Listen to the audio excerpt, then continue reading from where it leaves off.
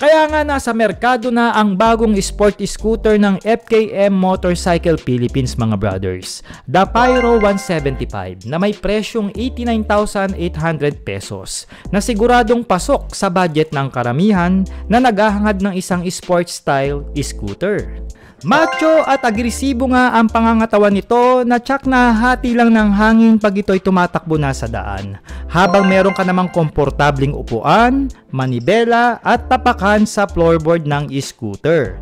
Pinoy-friendly user nga ang Pyro 175 dahil sa mababa lang ang seat height nito na umaabot lang ng 780mm at may gaang lang ito na 124 kg in curved weight. Hindi magpapahuli ang key features ng Pyro 175 dahil kargado na nga ito ng LED lights sa kanyang lighting system na may maangas na daytime running lights na rin. Habang naka-colored digital meter naman ang ating makikita sa panel ng scooter. Kasama na nga rin dyan ang lug compartment na nandun na rin mismo ang USB charging port at push button naman sa kabila para sa tank cover nito sa floorboard at under seat compartment nakakasya ang isang helmet.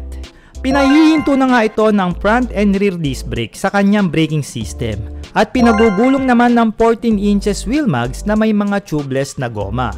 Dual shocks naman ang rear suspension nito at conventional telescopic port naman ang front suspension ng scooter.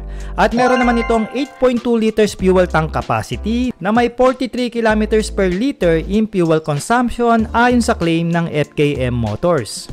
Pinatatakbo nga ito ng newly upgrade GY6 engine na may 174cc, single cylinder, air-cooled engine. Oops! Teka! Marami na namang magrereklamo nito pero don't worry mga brothers, ayon nga kay Ikimoto, mababang compression ratio ay hindi na kailangan lagyan ng liquid cooled sa cooling system ng makina. Katulad nga nitong Pyro 175 ng FKM. Again, salamat ulit brothers at nabigyang linaw mo yan. Kaya nga pumersa ang makina nito ng 11.2 horsepower at 8,000 RPM. Habang may sipa naman ito ng 11 Nm of torque na arangkada pagdating sa kanyang makina.